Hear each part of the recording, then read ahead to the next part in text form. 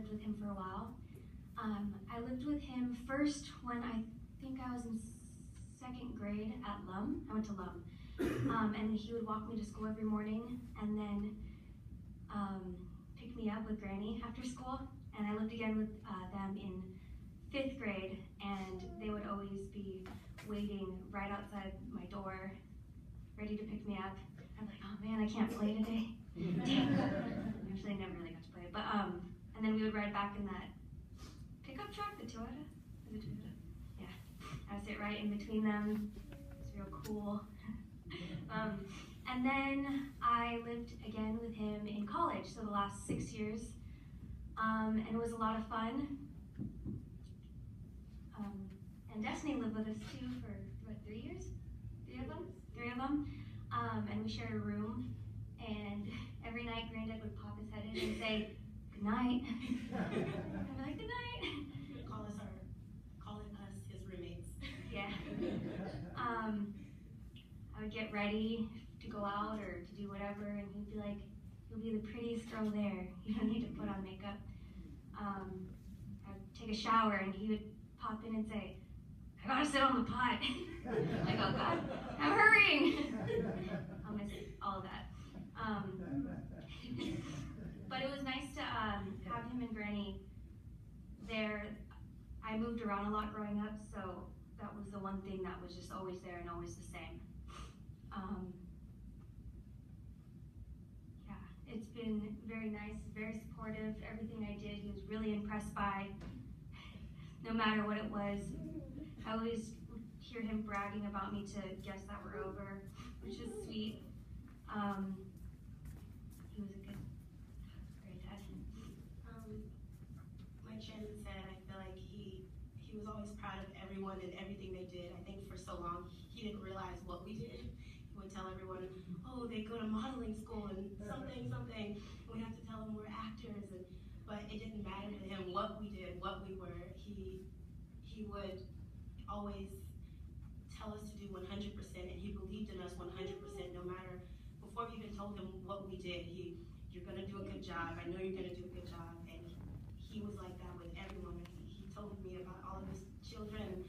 I've heard some of the stories that Jim said twice, and some I've never heard before, and he would always tell them, and he would remember them so vividly. He's just one of the most interesting people I've ever met in my entire life. One of the last things we talked about, well, we talked about it for a while, was me graduating and him being there. And for a long time, I thought he would be there because he was so healthy. I thought he'd live to 100 or something. And my dad always said that he thought he would live longer than him. But like a week or two before he passed, we talked about him being at my graduation, how he hoped he could be there, and I knew he wouldn't. But I said I hope so too, and he said that, I said, even if you're not, I know how proud you are of me. It'll be okay. And he said, well, thanks for believing in me. I said, no, thank you for believing in me. And yeah, so living with him in college was really fun.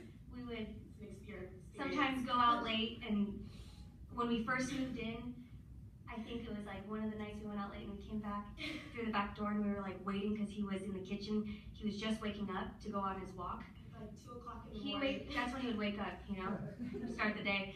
And we were scared. We're like, oh my God, he's gonna judge us and be worried that we're out. And so we're like, we'll just wait. So we were like looking through the glass door, and he was doing calf raises. Exercises. And we were like, okay, he'll be done in a minute. We wait, like after he gets to 100, he'll be done. Well, first it was 20, then it was, it was like he did like 200 calf raises. So we finally just went in and we're like, hi, Granddad, and he's like, hi. And it was fine. It wasn't even a big deal, but he's just always a joy to be around. Just so happy, and every time. All of his stories that he told 2 or 3 times, he just always remembers them so vividly, and it was like you could imagine everything. All the stories about him from Oklahoma, and it's crazy because I'm not his family by blood, but I just can't wait to tell my children these stories, and they're gonna be like, how did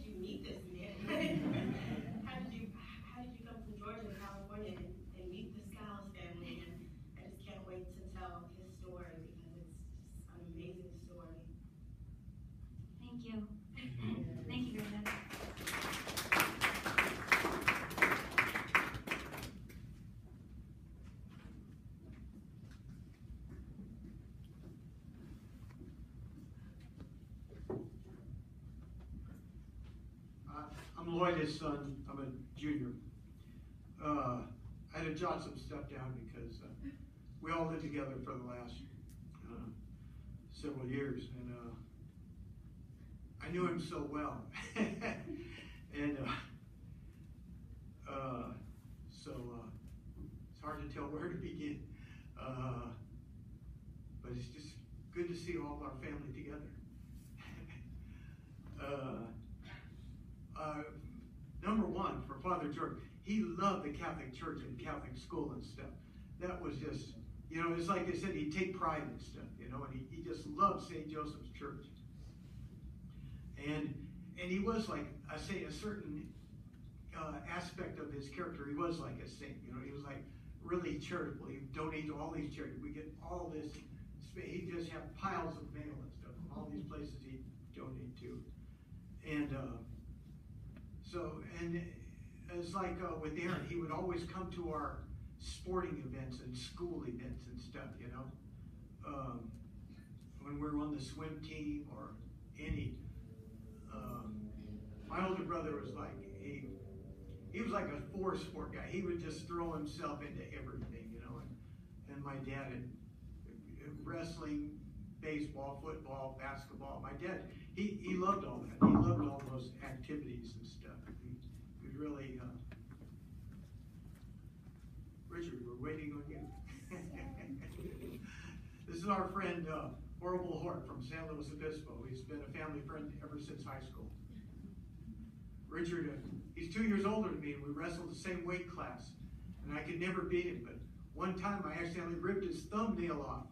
And so I got to wrestle 112 in the Morro Bay tournament, and I won a couple of matches. I almost won the tournament, but our coach was down south at a football game, and they realized that we didn't have a coach there, and they stopped me in the middle of the match. I was wrestling this guy who was like the league champ, you know, and so he ended up beating me. And his Oklahoma, he'd tell the same stories over and over. But he also had really interesting stories, like of a whole other time, a whole other era. He came out of the, you know, like Pioneer. There were hardly roads, you know, and they were, they call them sharecroppers, like in Arkansas. He had like a Johnny Cash type upbringing, you know. And they moved each year practically to a different homestead or something. These little, I don't know, they were wooden houses whenever we went there. It was like the Garden of Eden. It was like paradise. And just the food that they were raising and the meals that my grandma would cook. She was like this big oaky lady, you know. And we spent, my mom and dad truly loved each other, but they had the most love-hate relationship you've ever. My mom was never happy, never satisfied with it, and she would. But you know, he would make her happy. She would like they for 65 and a half years they would fight every day, you know. But they loved it. I guess they were like really kissy face, all smoochy moochy, you know, kiss and make up and stuff, you know. And so it lasted. They stuck it out, you know. Let's see, what else did I jot in? Oh, when we were little, he broke his back. He was a carpenter. He had like big feet, like size 13 feet. And I did hospice for him here at the end. It was hard getting socks on him. His feet were so long, you know. And he was working on a reservoir, he said, in San Francisco, and the scaffolding broke under him. He fell like 2 stories. He hit something before he hit bottom and broke his back.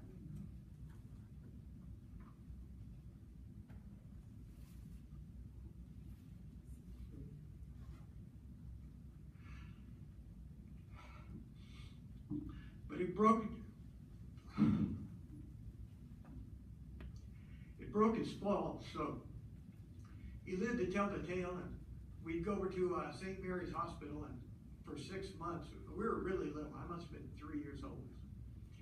And he was in a body cast over there.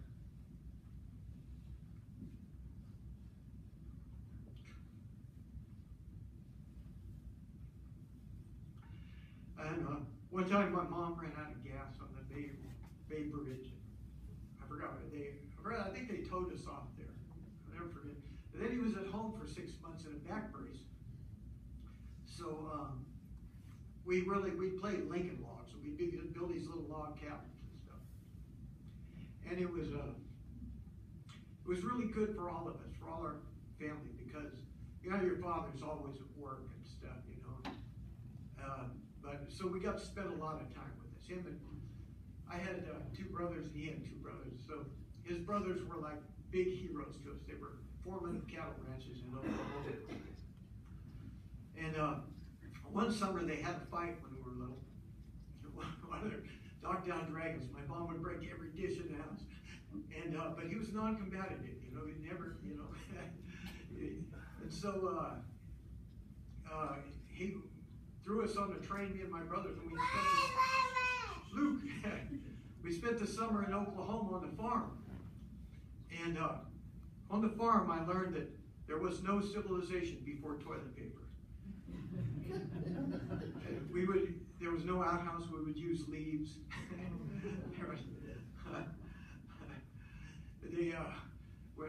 One time my granddad loaded up a pickup truck with watermelons. I thought, oh boy, we're going to town. We're going to market. We go over and we start busting them up, slopping the hogs. And I was like, well, these hogs eat better than people around here. And so we spent the summer on the farm. That was great. He worked as a carpenter in Oklahoma City. We lived with our grandma and granddad there. And then he became a building inspector and stuff. And so, what else? And adopted my sister Ellie, which was cool. It was a big thing. Which I'm here to reveal her true name was Alfonso Jake. we threw names in a hat. They said, okay, we'll all throw names in a hat when they were going to adopt her. My folks had us all in a family gathering. And so I threw Alfonso Jake in the hat, and it was chosen, which is really a chosen name. And so he was in the Merchant Marines. He sailed to Hawaii at first, and then Japan when the war ended and stuff. And he did about 3 years, but he missed my mom. He was truly in love. I tell you, if ever there was a man in love. And then he was real like redneck and Barry Goldwater supporter. When we're young, it was like total nut job. Where do they get these guys? And but then he became really progressive, and he voted for Bernie. I actually voted for Jill Stein. But I applaud anybody who voted for Hillary. I think we should all take a minute here to resist Donald Trump and say, as Christians and Catholics and Americans or whatever, to impeach. And I'm not going to say the POS word, whatever. Okay, and I'd like to say something. I did hospice for him, and it was the most wonderful opportunity of my life. And I've had to start using the word wonderful because it was so good. Because for the last, 5 or 6 years, he was like really supportive of my daughter and helping her through college and stuff, and it was, let me tell you, him and I were, we were very different, and so, but it was an opportunity. I'm an addict alcoholic. I've been sober for 31 years. So it was